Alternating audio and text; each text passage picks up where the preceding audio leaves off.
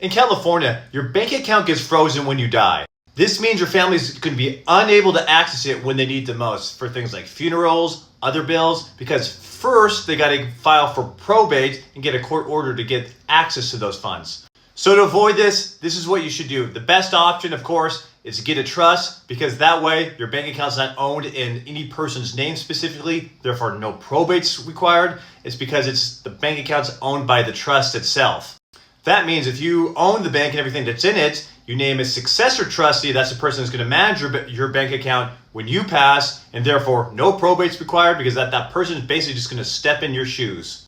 Other things you can do is you can get a joint bank account. So if maybe it's you and your wife, and when one person dies, the other person in the joint bank account will just take over. Another option you have is to have a pay on death account. That's basically a bank account, but with a name beneficiary. Maybe that's your kids or some other family member. Lastly, keep in mind in California, if your state's small enough, you can get just a simple affidavit to allow access to the bank account at that time.